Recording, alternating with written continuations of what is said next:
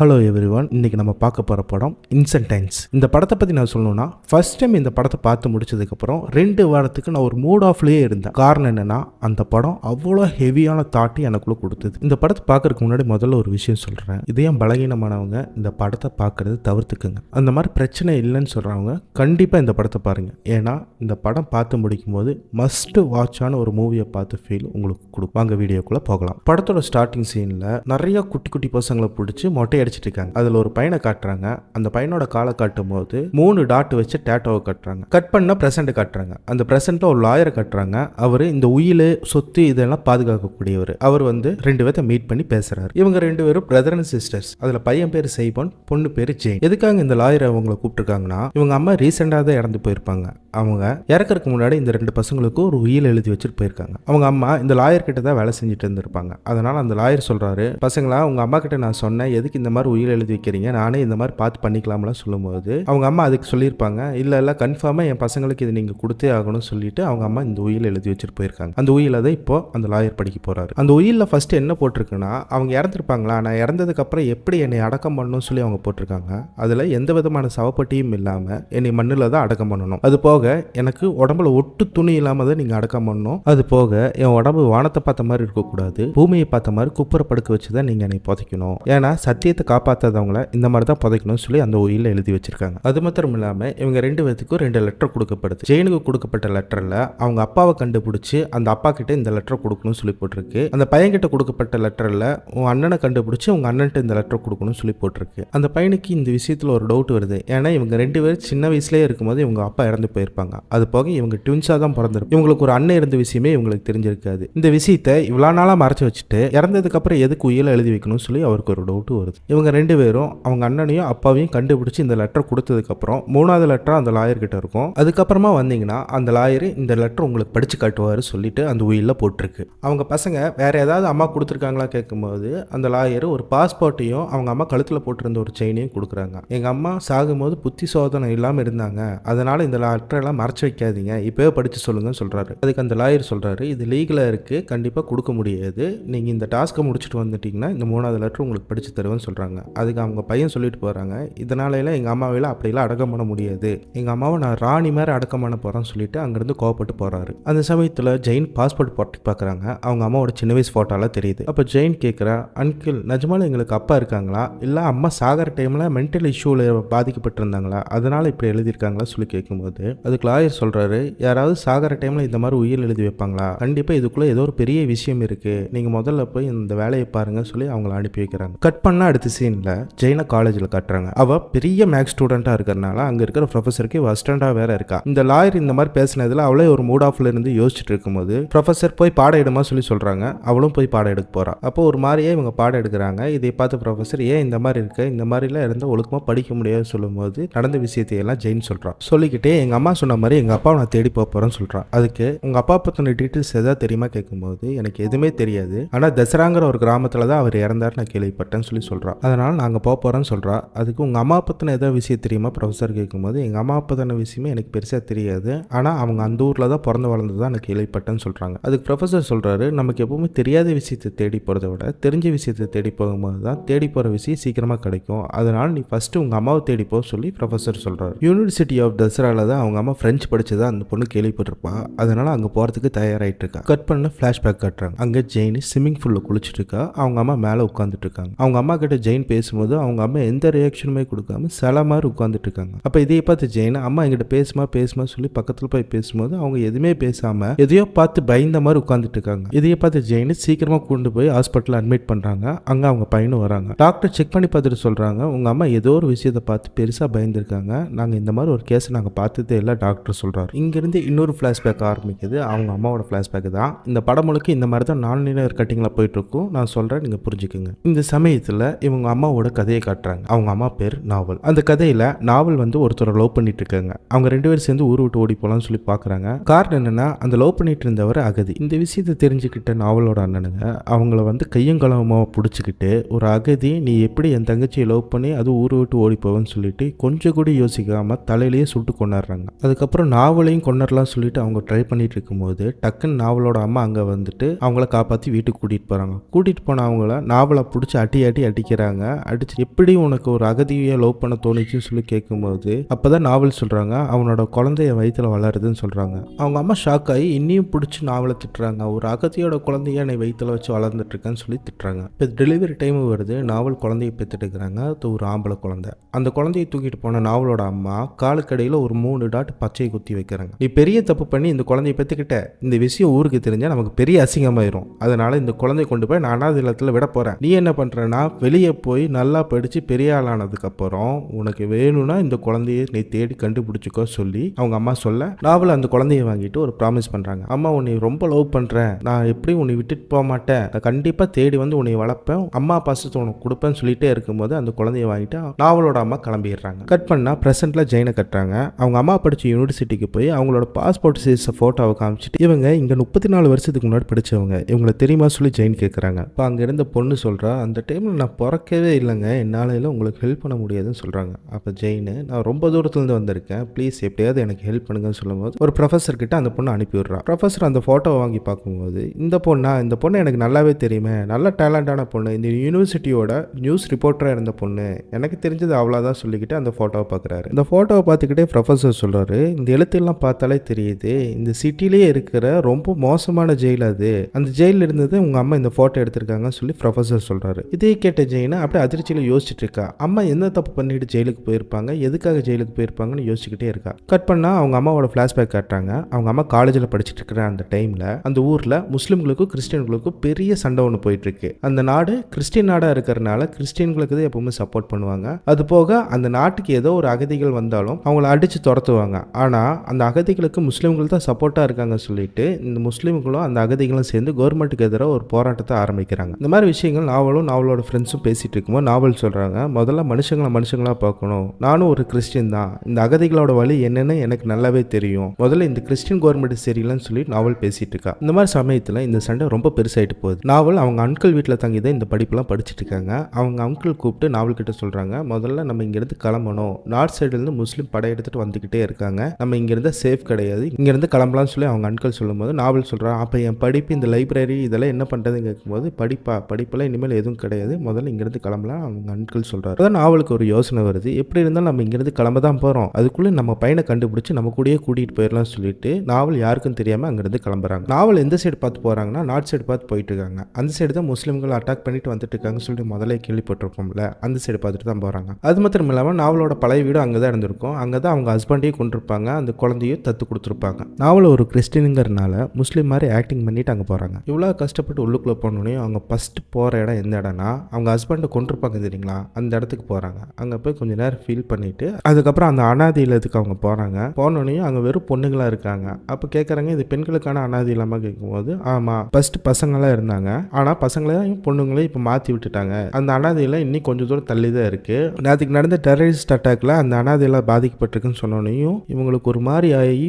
உசுரை கையில் பிடிச்சிட்டு அந்த அனாதை இல்லத்துக்கு போகிறாங்க. அங்கே போய் பார்த்தா அந்த இடமே சதஞ்சு போய் கிடக்குது. அப்போ அங்கே இருக்கிறவர்கிட்ட இங்கே என்னாச்சுன்னு கேட்கும்போது நேற்றுக்கே வந்து இங்கே அட்டாக் பண்ணி இங்கே இருக்கிற குழந்தைகளை எல்லாம் தூக்கிட்டு போயிட்டாங்கன்னு சொல்லும் போது அப்படியே கீழே உட்காந்து கதறி அழுகுறாங்க. அதுக்கு அடுத்த சீனில் அப்படியே அவங்க ரோட்டுக்கு வந்துட்டு லிஃப்ட் கேட்கலான்னு சொல்லி வராங்க. அப்போ ஒரு வண்டி ஒன்று வருது. அந்த வண்டியில் இருக்கிறவங்க எல்லாருமே முஸ்லீமாக இருக்காங்க. அப்போ இவங்க என்ன பண்ணுறாங்கன்னா கழுத்தில் இருக்கிற அந்த கிராஸ் எல்லாம் எடுத்துட்டு தலையில் துண்டு போட்டுட்டு தானும் ஒரு முஸ்லீம் தான் சொல்லிட்டு அந்த வண்டியில் லிஃப்ட் கேட்டு போகிறாங்க. ஏறி அப்படியே அவங்க தூங்கிடுறாங்க. திடீர்னு பார்த்து ஒரு பாலைவனத்தில் வண்டி நின்றுட்டு இருக்கு. அந்த டைமில் அங்கே இருக்கிற தீவிரவாதிகள், அதாவது கிறிஸ்டின் தீவிரவாதிகள் அந்த வண்டியை சுற்றி வளைச்சிட்டு அங்கே இருக்கிற எல்லாத்தையும் சுட்டு கொண்டுடுறாங்க. அந்த இடத்துல எப்படியும் நாவல் தப்பிச்சிடுறாங்க. அங்கே இருக்கிற ஒரு அம்மாவும் ஒரு குழந்தையும் தப்பிச்சிடுறாங்க. அப்போ இந்த வண்டி அப்படி பெட்ரோல் ஊற்றி எரிச்சிடலாம் சொல்லி போகும்போது நாவல் கையில் வச்சிருந்த கிராஸ் எடுத்துட்டு நானும் ஒரு கிறிஸ்டின் தான் சொல்லி காட்டுறாங்க. இப்போ நாவல் என்ன பண்ணுறாங்கன்னா, தயவு செஞ்சு இந்த குழந்தைய கொடுங்க, உங்கள் குழந்தையாச்சும் நான் காப்பாற்றுறேன்னு சொல்லிட்டு அந்த குழந்தைய வாங்கிட்டு இது என் குழந்தை தான் சொல்லிட்டு அந்த குழந்தைய தூக்கிட்டு போகிறாங்க. அப்போ உள்ளுக்குள்ள அவங்க அம்மாவை உசுரோட வச்சு பெட்ரோல் ஊற்றி எரிக்கிறாங்க. இதைய பார்த்து அந்த குழந்தை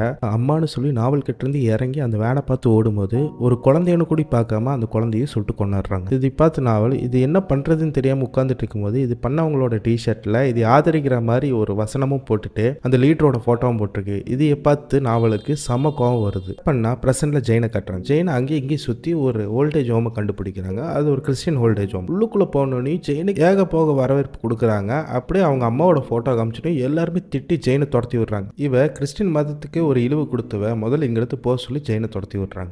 இதை பார்த்து ஜெயினுக்கு ஒன்றுமே புரியாமல் அங்கேருந்து கிளம்புறாங்க. கட் பண்ணால் நாவலோட ஸ்டோரி மறுபடியும் காட்டுறாங்க. நாவல் அங்கேருந்து கதறி எழுதிட்டு அந்த கிறிஸ்டின் தலைவர் மேலே கோவத்தோடு கிளம்பி வருவாங்களா, அங்கேருந்து ஸ்ட்ரெயிட்டாக போய் முஸ்லீம் லீடரை மீட் பண்ண போகிறாங்க. போன இடத்துல அவங்க சொல்கிறாங்க, எங்கள் தலைவர் பேர் சம்சுதீன், அவங்க எப்படி உங்களை ஏற்றுக்குவாங்கன்னு சொல்லி கேட்கும்போது அவங்களுக்கு நடந்த கதையெல்லாம் சொல்கிறாங்க. அவங்க ஹஸ்பண்ட் இறந்தது, அவங்க குழந்தையை கொடுத்தது எல்லாமே சொல்லிட்டு, நானும் ஒரு ரிப்போர்ட்டராக தான் இருந்தேன், ஒரு பேப்பரும் பேனாவும் இருந்தால் உலகத்தில் புரட்சியை கொண்டு வந்து அமைதியை கொண்டு வந்துடலாம் நான் நம்பிட்டு இருந்தேன், அதெல்லாம் இங்கே வேலைக்கு ஆகாது போல இருக்குது, என்னையும் உங்கள் கூட்டத்தில் சேர்த்திக்கங்கன்னு இவங்க கேட்கும்போது சம்சுதீனும் இவங்க பேச்செல்லாம் கேட்டு இம்ப்ரெஸ் ஆகி கூட வச்சுக்கிறாங்க. அப்படியே இவங்களுக்கு ஒரு வேலையும் கொடுக்கப்படுது. அது என்ன வேலைனா, இவங்களுக்கு ஃப்ரெஞ்சு தெரியுங்கிறனால அந்த கிறிஸ்டின் தலைவர் வீட்டில் இருக்கிற குழந்தைகளுக்கு இவங்க ஃப்ரெஞ்சு டீச்சராக போகிறாங்க. அந்த சமயத்தில் இவங்களுக்கு ஒரு ஆர்டர் வருது, அந்த கிறிஸ்டின் தலைவரை போட்டு தள்ளணும்னு சொல்லிட்டு. இவங்களும் ஸ்ட்ரெயிட்டாக போய் அந்த கிறிஸ்டின் தலைவரை கொண்டாடுறாங்க. இதனால தான் இவன் நம்ம மதத்தோட இழிவுன்னு சொல்லிட்டு ஜெயினை துரத்தி விட்டுருப்பாங்க. அங்கே இருக்கிறவங்க எல்லாருமே அவங்கள கொல்லாமல் ஜெயிலில் பிடிச்சி போட்டிருக்காங்க. அதனால தான் அவங்க அந்த ஜெயிலுக்கு போயிருப்பாங்க. ஆனால் இந்த விஷயம் ஜெயினுக்கு தெரியாதுல்ல, அதனால அந்த ஜெயிலுக்கு போய் அங்கே இருக்கிறவங்க கிட்ட ஜெயின் விசாரிக்க போகிறாங்க. அவர் அந்த ஜெயிலில் 15 வருஷத்துக்கு முன்னாடி க்ளீன் பண்ணுற வேலை செஞ்சுட்டு இருந்தவர். இப்போ அவர்கிட்ட போய் கேட்கும்போது அவருக்கு எதுவும் தெரியாதுன்னு சொல்லும்போது அந்த ஃபோட்டோவை எடுத்து காட்டுறாங்க. ஓ இவங்களா, இவங்க ரொம்ப ஸ்ட்ராங்கான லேடியாச்சு, அந்த கிறிஸ்டின் தலைவரை போட்டு தள்ளனதுக்கு வேண்டியது இவங்கள ஜெயிலில் போட்டிருந்தாங்க, இவங்கள யாரும் எதுவும் பண்ணியிருக்க முடியாது, இவங்க எவ்வளோ ஸ்ட்ராங்குன்னு சொல்லிட்டு அவங்கள பற்றி புகழ்ந்து பேசிட்டு இருக்காங்க. இவங்க பேரு கூடியும் நம்பர் 17 நாங்கள் எல்லாருமே அப்படி தான் கூப்பிடுவோம்னு சொல்லி சொல்கிறாரு. இப்போ இருந்தவங்கள அபு தாக்கர் சொல்கிற ஒரு சைக்கோ பையன் ரேப் பண்ணிட்டாமா, இதனால அவங்க ப்ரெக்னெண்ட்டாக ஆயிருக்காங்க, இதுக்கு மீறி எனக்கு எந்த விஷயமும் தெரியாது, இதுக்கு மீறி உனக்கு தெரியணும்னா அவங்களுக்கு பிரசவம் பார்த்து ஒரு லேடி தெரியும், அவங்க கிட்ட போய் விசாரிச்சுக்கோ சொல்லி அவர் கிளம்பிடுறாரு. இதை கேட்ட ஜெயினு வெளியே வந்து கதறி கதறி எழுது அவங்க அண்ணனுக்கு கால் பண்ணுறான். அவங்க அண்ணன் கிட்ட சொல்கிறான், நம்ம அம்மாவை ஜெயிலில் வச்சு அபு தாக்கர் சொல்கிற யாரோ ஒருத்தர் ரேப் பண்ணியிருக்கான், இதுதான் அவங்க நம்ம அம்மா அப்பான்னு சொல்லி மென்ஷன் பண்ணியிருக்காங்க போல இருக்கு, அவர் மூலியமா அவங்க ஒரு குழந்தைய பெற்றிருக்காங்க, அதுதான் பிரதர் சொல்லி குறிப்பிட்டிருப்பாங்க போல இருக்கு, நீ சீக்கிரமா இங்கே கிளம்பி வான்னு சொல்லி ஜெயின் சொல்கிறான். கட் பண்ண அடுத்த சீனில் நாவலை கட்டுறாங்க. ஜெயிலில் அங்கேயும் இங்கேயுமா தெரிஞ்சிட்டு இருக்காங்க. அவங்கள கூட்டிகிட்டு போய் ஒருத்தனுக்கு முன்னாடி நிப்பாட்டுறாங்க. அது வேற யாரும் இல்லை, இந்த சைக்கோ பையன் அபு தாகர் தான். அந்த நாட்டில் ஜெயிலில் அடைக்கக்கூடிய பெண்களை இந்த மாதிரி டார்ச்சர் பண்ணுறது தான் அவங்க வளர்க்கும். இந்த அபு தாகரும் அந்த ஜெயிலில் இருக்கிற கைதி கிடையாது, இந்த மாதிரி பெண்களை டார்ச்சர் பண்ணுறதுக்கு வேண்டிய ஒரு ரேபிஸ்ட்டை கூட்டிகிட்டு வந்து ரேப் பண்ண வைப்பாங்க. இதனால் நாவல் ப்ரெக்னென்ட் ஆகிறாங்க. அந்த குழந்தையை வயிற்றுலேயே வச்சு அபார்ஷன் பண்ணிடலாம்னு அவங்க நினைக்கும் போது அவங்க ஜெயிலில் இருக்கிறனால அது பண்ண முடியல, அந்த குழந்தையை பெற்றெடுக்கிறாங்க. அப்படி கட் பண்ணி ப்ரெசென்ட் டைம் காட்டுறாங்க. இப்போ இந்த இடத்துல ஜெயினோட அண்ணன் சைமனும் அந்த லாயரும் கிளம்பி அந்த ஊருக்கு வராங்க. அங்கே இருக்கிற லோக்கலால் வச்சுட்டு நாவலுக்கு என்ன நடந்தது சொல்லி விசாரித்து இவங்க செட் பண்ணி வச்சிருக்காங்க. அவர் வந்தனே எல்லா விஷயத்தையும் சொல்கிறாரு. முதல்ல நாவல் வந்து ஒரு அகதியை லோப் பண்ணது, அவர் மூலியமாக ப்ரெக்னென்ட் ஆனது, அவங்கள கொன்னது, எல்லா விஷயத்தையும் அவர் சொல்லும்போது நம்ம தங்கச்சி ஜெயிலில் வச்சு தான் நம்ம ப்ரெக்னென்ட் ஆனா சொன்னா, இவர் என்னன்னு முதல்ல ப்ரெக்னென்ட் ஆயிருக்குன்னு சொல்கிறாங்க. சரி எனக்கு ரொம்ப கன்ஃபியூஷனாக இருக்குது, முதல்ல ஜெயினை பார்க்கறதுக்கு வண்டியை விடுங்கன்னு சொல்கிறாரு. அப்படியே இவங்க ஜெயினையும் போய் பார்த்துட்டு நாவலுக்கு பிரசவம் பார்த்த நர்ஸை பார்த்து எல்லாம் உண்மையே தெரியும் முதல்ல சொல்லியிருப்பார்ல, அந்த நர்ஸை பார்க்கறதுக்கு இவங்க போகிறாங்க. அங்கே போனோனையும் அந்த நர்ஸ் இவங்களை பார்த்துட்டு நீங்கள் யாருன்னு சொல்லி கேட்கும்போது நாங்கள் இந்த மாதிரி நாவலோட பசங்கன்னு சொல்லும்போது அவங்களுக்கு ஒரே ஷாக்கு. ரொம்ப கஷ்டப்பட்டு ஒரு டியூன்ஸை பெற்றெடுத்தாங்க,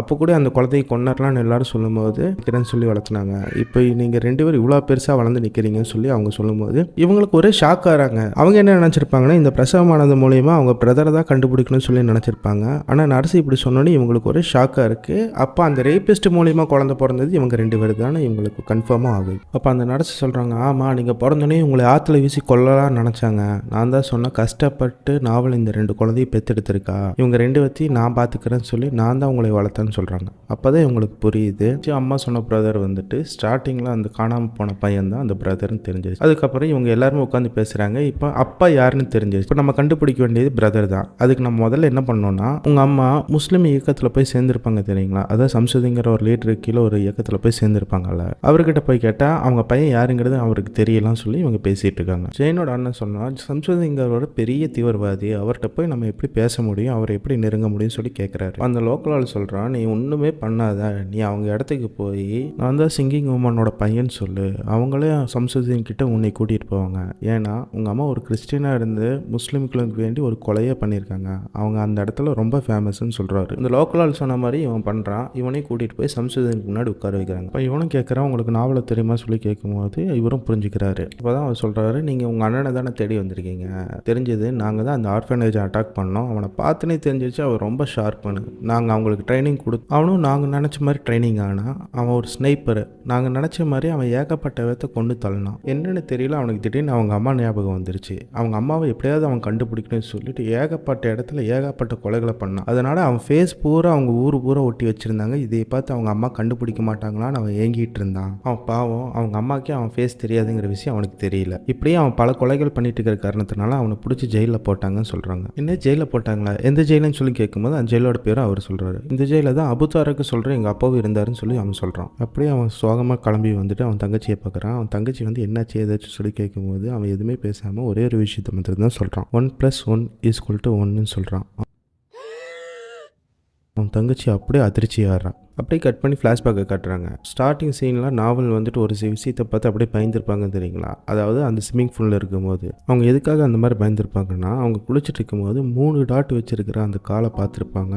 ஓ நம்ம பையன் கிடச்சிட்டான்னு சொல்லி ஆசையோடு போய் அந்த பையனை திரும்பி பார்க்கும்போது அது வேறு யாரும் இல்லை, இந்த ஜெயிலில் நாவலை ரேப் பண்ணியிருப்பான் தெரியுங்களா அபுதக்கர், அவன் தான். இதை பார்த்த நாவல் தான் அப்படியே உறைஞ்சி போய் உட்காந்துட்டு இருக்காங்க. இந்த விஷயத்தை புரிஞ்சுக்கிட்ட ஜெயினும் அவங்க அண்ணனும் கதறி கதறி அழுகிறாங்க. நம்ம அண்ணனும் நம்ம அப்பாவும் ஒரே ஆளு தான் சொல்லிட்டு அவங்க ரொம்ப ஃபீல் பண்ணுறாங்க. இருந்தாலும் நம்ம அம்மா சொன்ன மாதிரி இந்த 2 லெட்டரையும் கொண்டு போய் அவன்கிட்ட கொடுக்கணும்னு சொல்லிட்டு இவங்க 2 பேரும் போய் அவன்கிட்ட கொண்டு போய் அந்த லெட்டர் கொடுக்குறாங்க. ஆனால் இப்போ அந்த அபுதாக்கர் வந்துட்டு எந்த தப்பும் பண்ணாமல் தெரிஞ்சு நல்லவனாக வாழ்ந்துட்டு இருக்கான். அவன்கிட்ட போய் இந்த 2 லெட்டரும் கொடுத்துட்டு அவங்க கிளம்பி வந்தார். அவனும் அந்த லெட்டரை எடுத்து படிக்க ஆரம்பிக்கிறான். அந்த லெட்டர் ஸ்டார்டிங்கில் என்ன போட்டிருக்குன்னா, நான் தான் நம்பர் 72, உனக்கு என்னை தெரியறதுக்கு வாய்ப்பு இல்லை, ஆனால் எனக்கு உன்னை நல்லாவே தெரியும். இப்போ அந்த லெட்டர் வந்து கொடுத்துட்டு போனாங்களே அது வேற யாரும் இல்லை, உன்னோட பசங்க தான். ரொம்ப அழகாக இருக்காங்கல்ல, அவங்களுக்கு நான் யாருன்னு தெரியும், நீ எவ்வளோ கேவலமானவனும் தெரியும். எப்படி இருந்தாலும் நீ ஒரு நாள் சாகுவேன். அது சாகும்போது இந்த உண்மை அப்படி சேர்ந்து மறைஞ்சு போயிடக்கூடாதுல்ல, அதனால தான் இந்த விஷயம் அவங்களுக்கு தெரிய வச்சேன்னு சொல்லி அந்த லெட்டர் முடிக்கிறாங்க. லெட்டர் படித்து பார்த்தாம வெளியே போய் அவங்கள தேடி பார்க்குறான். என்னென்னு புரியாமல் அப்படியே நின்றுட்டு இருக்கான். அடுத்தது தன் பையனுக்கு வேண்டி எழுதின லெட்டர் எடுத்து அவன் படிக்க ஆரம்பிக்கிறான். இந்த லெட்டரோட ஸ்டார்டிங்கில் அவங்க என்ன எழுதியிருக்காங்கன்னா, தான் அன்பு மகனுக்கு தான் அம்மா பாசத்தோடு எழுதி கொள்வது. அவனுக்கு ஒரு சின்ன வயசில் ஒரு ப்ராமிஸ் பண்ணியிருந்தேன், நீ உலகத்தில் எங்கே இருந்தாலும் உன்னை தேடி கண்டுபிடிச்சி அளவில்லாத அன்பையும் பாசத்தையும் நான் கொடுப்பேன்னு சொல்லி ப்ராமிஸ் பண்ணியிருந்தேன். அதனால தான் உன் காலு கீழே 3 டாட் நாங்கள் பச்சை குத்தி வச்சுருந்தோம். பல வருஷத்துக்கு அப்புறம் அந்த புள்ளையை நான் பார்த்துட்டு என் மகனை பார்த்து நான் கட்டி தழுவலாம் சொல்லி ஓடி வந்தேன். அப்போ நீ என்னை பார்த்தப்போ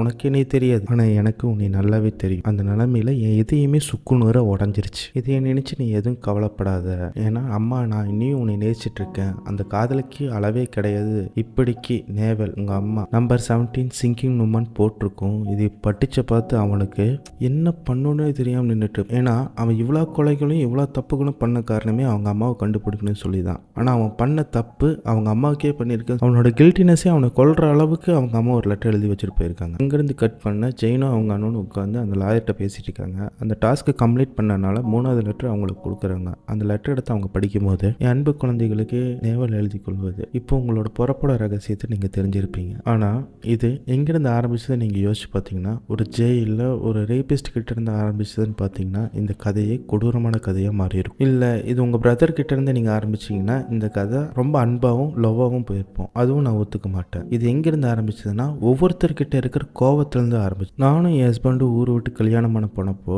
எங்கள் அண்ணனுக்கு வந்து அவர் கொண்டு போட்டனால தான் அந்த குழந்தைக்கு, அதாவது அபுதாகருக்கு அம்மா அப்பாவோட அரவணைப்பு இல்லாமல் ரொம்ப கஷ்டப்பட்டு வளர்ந்துட்டு இருந்தான். அந்த மாதிரி வளர்ப்பில் இருந்த கோவத்தினால தான் ஜெயிலில் இந்த மாதிரி ஒரு காரியத்தை பண்ணான். முஸ்லீம்களுக்கு நடக்கிற அநியாயத்தை பார்த்து கோவப்பட்டனால தான் அந்த கிறிஸ்டின் தலைவனை கொண்டு நான் ஜெயிலுக்கு போனேன். ஜெயிலுக்கு போனனால தான் இந்த மாதிரி ஒரு கொடூரம் என் வாழ்க்கையில் நடந்தது. இது எல்லாமே எதனால் நடந்தது? ஒரு கோவத்தினால தான் நடந்தது. நான் எதையை மாற்றணும்னு நினைக்கிறேன்னா இந்த கோவத்தை தான் மாற்றணும்னு நினைக்கிறேன். இப்போ எல்லா விஷயம் உங்களுக்கு தெரிஞ்சிருக்குன்னு நினைக்கிறேன். இப்போவும் நான் உங்கள் மேலே ரொம்ப அன்பு வச்சுருக்கேன். இப்போவும் நான் வந்து உங்களுக்கு தாலாட்டு பாடுவேன். நான் அதிகமான லவ் உங்கள் மேலே வச்சு இப்படிக்கு உங்கள் அம்மான்னு சொல்லி அந்த லெட்டர் முடியுது. இந்த இடத்துல இந்த படத்தை முடிக்கிறாங்க. பர்சனலாக சொல்லணும்னா இந்த படத்தை பார்த்து ஹார்ட் பிரேக்கிங் ஆகாத ஆளுகளே இருக்க மாட்டாங்க. இந்த படத்தை பார்த்தாக்கும் 3 நாளைக்கு எனக்குள்ளே இருந்ததுன்னு சொன்னதுக்கான காரணம் இப்போ உங்களுக்கு புரிஞ்சிருக்குன்னு நினைக்கிறேன். இந்த வீடியோக்கு லைக் பண்ணுங்கள், நம்ம சேனலுக்கு சப்ஸ்கிரைப் பண்ணி சப்போர்ட் கொடுங்க. தேங்க்யூ.